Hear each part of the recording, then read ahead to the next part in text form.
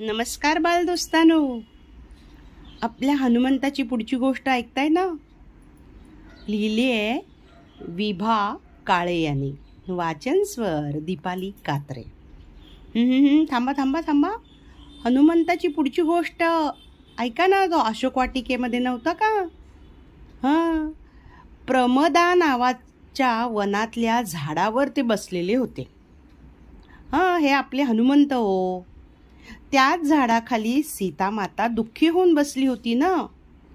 नुकतेच तिला रावणाच्या एका दासीने असं प्रेमाने समजावलेलं बरं का. त्या दासीचं नाव काय होतं माहिती का? त्रिजटा.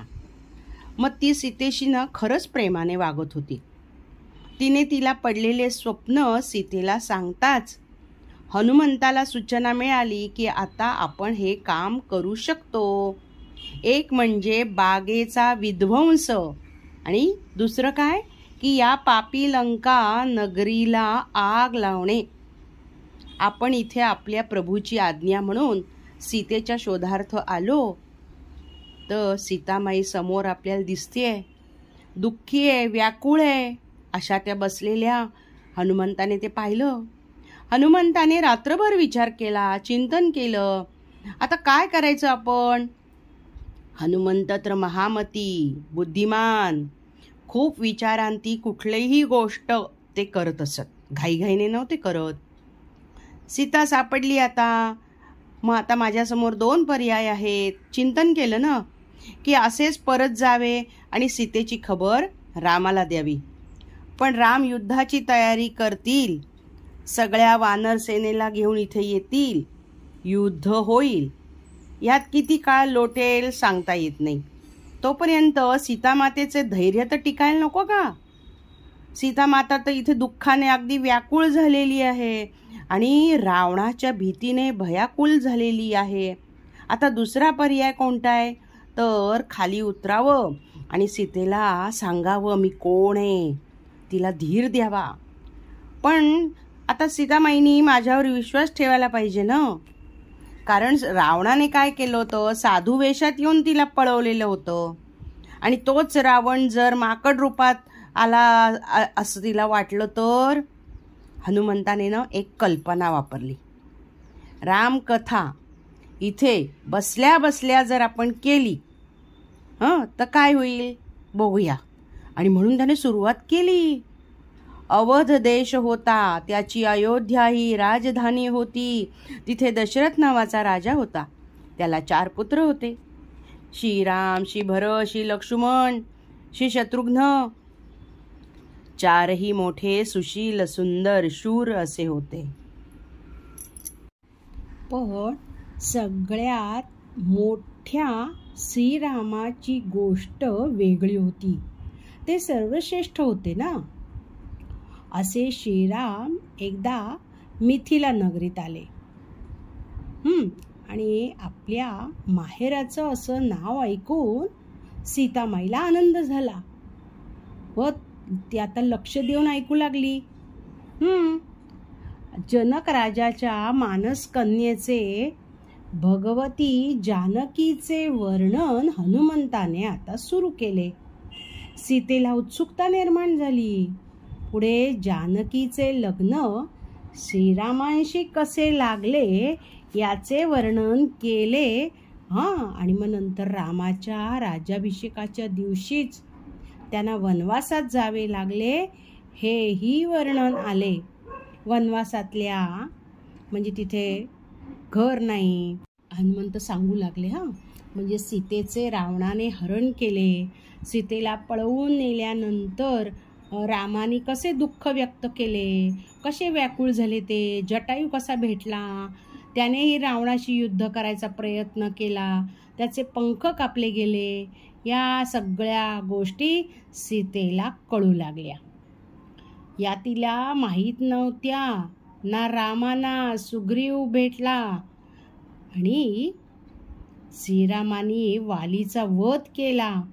आणि मग अनेक दिशांना सुग्रीवाचं सैन्य म्हणजे ती वानरसेना सीतेच्या शोधात निघाली. आणि एक वानर लंकेत येऊन पोचला. सीतेला शोधता शोधता अशोका वाटिकेत आला.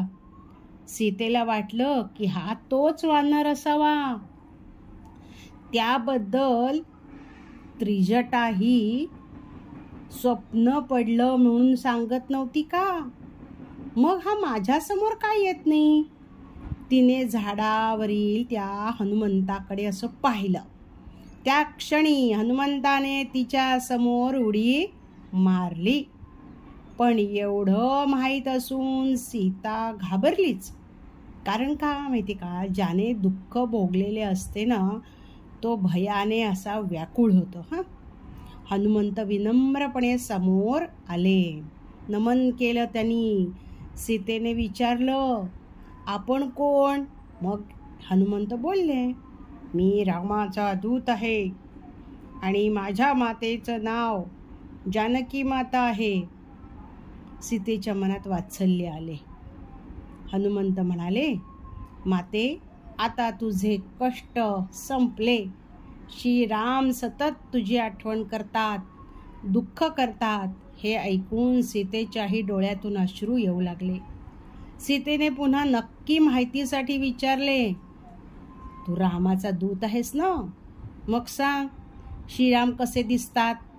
हनुमंतानेही रामाचे पूर्णपणे तंतोतंत वर्णन केले. नंतर रामाने दिलेली मुद्रिका म्हणजे अंगठी हनुमंताने दाखवली आणि ही खूण म्हणून रामाने त्याला दिलेली होती. त्यावर काय कोरलेलं होतं? श्रीराम.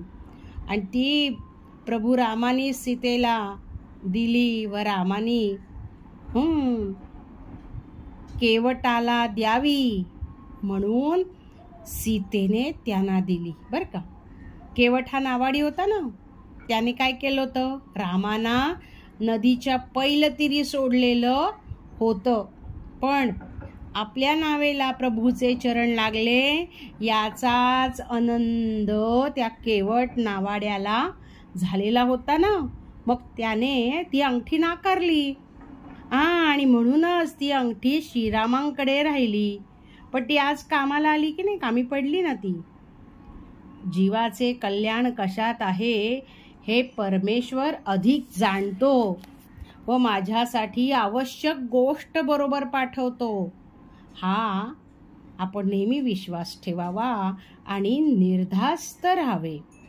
हनुमंतानेही सीतेला काहीतरी सांगितलं आणि मग काय झालं माहिती का, ती जी बातमी आहे ती रावणाच्या कानावर गेली. रावणाचे अनेक मंत्री एकानंतर एक हनुमंताचा बंदोबस्त करायला आले, परंतु त्या सगळ्यांना हनुमंताने मारून टाकले. रावणाची 1-2 मुलं पण मारली. शेवटी सगळ्यात बलवान रावणपुत्र मेघनाद आला आवाज करत. त्याने हनुमंताला ब्रह्मपाशात बांधलं. बरं का, हा ब्रह्मपाश प्रत्यक्ष ब्रह्मदेवाचा असतो. ब्रह्मदेवाने हनुमंताला सांगितले, तू स्वतःला माझ्या पाशात बांधून घे, तुला काही इजा होणार नाही. ही सगळी त्या म्हणजे देवांचीच योजना आहे. बरं का, सगळ्या देवांची योजना अशी होती की याला काही इजा होणार नाही. हनुमंतही प्रत्यक्ष शिवाचा अवतारच होते. त्यांनी काय केलं, आनंदाने ब्रह्मपाश स्वीकारला. त्यांना वाटेतून फिरवत असं बरं का बांधलेल्या अवस्थेत रावणाच्या दरबारी आणण्यात आलं. रावणाचा दरबार, वैभव, त्याचा दरारा, बुद्धिमत्तेचं त्याचं तेज पाहून हनुमंत सुद्धा चकित झाले. आता ही तपासणी हवीच होती, कारण आपल्या शत्रूचं बळ आपल्याला माहीत हवं ना. म्हणून रावणाने काय केलं, हनुमंताची शेपटी पेटवण्याचं आता ठरलं ना. रावणाने सांगितलं पेटवा. कारण का, हनुमंत दूत होते व दूताला शिक्षा करावी, पण मृत्यू देऊ नये असा दंडक आहे. त्याला मृत्यू तर द्यायचा नव्हता, पण शिक्षा काय करायची? मग शेपटी काही पेट घेईना. शेवटी रावण स्वतः सिंहासनावर उठला. बरं का, त्याने फुंकर मारताच शेपटी पेटली आणि त्या भडकलेल्या आगीने रावणाचाच म्हणजे दाढी होती ना त्याची, जवळच होता ना तो, जळून गेली ना दाढी रावणाचीच. हनुमंताने हसत हसत माकड उड्या मारायला सुरुवात केली आणि सगळ्यात महत्त्वाच्या ठिकाणांना पेटवून दिलं उड्या मारत. शेपटी समुद्रात जाऊन एकदाची विझवली. शेपटीची आग झाली नाही. कारण का माहिती का, प्रथम म्हणजे त्या सीतामाता अग्निदेवतेला विनवणी करत होती. प्रत्यक्ष सीतामाता ती काय करत होती की हनुमंताला इजा होऊ नये अग्नीला सांगत होती. ती धडाधड पेटणारी लंका बघून समाधानाने कामगिरी पूर्ण झाली. या आनंदात हनुमान परत जायला निघाले. सीतामाता सापडली, सुरक्षित आहे. पण आता युद्धाची घाई करायला हवी. हा निरोप केव्हा एकदा श्रीरामाच्या कानी घालतो व त्यांच्या चरणांजवळ जाऊन आज्ञा मागतो, अशी मात्र आता घाई हनुमंताला झाली. पण परतण्यापूर्वी ते सीतेला पुन्हा एकदा भेटले, कारण आगीची झळ तर तिथे गेली नाही ना, हे त्यांना पाहायचे होते. सीतेला हनुमंत म्हणाले, माते, माझ्या खांद्यावरून तुला श्रीरामांकडे नेऊ का? अर्थातच सीता काय म्हणणार, नाहीच म्हणणार. तसंच म्हणाली ती, श्रीरामाने यावे, पराक्रम करावा, रावणाचा नाश करावा आणि मला इथून मानाने परत घेऊन जावे, ही माझी इच्छा आहे. आईचा आशीर्वाद घेऊन हनुमंताने लंका दहन यशस्वी करून समाधानाने श्रीरामाकडे उंच अशी झेप घेतली. उंच उड्डाण केलं बरं का. समुद्राकडे पाहता पाहता त्यांना वानर सेना या पाण्यावरून लंकेत कशी आणायची हा विचार मात्र आला. व बुद्धिमान आणि विचारवंत असे हनुमंत, त्या हनुमंतांचे चिंतन सुरू झाले आणि यातून कसा मार्ग निघाला, काय केलं हनुमंतांनी, आपण आता पुढील भागात ऐकूया.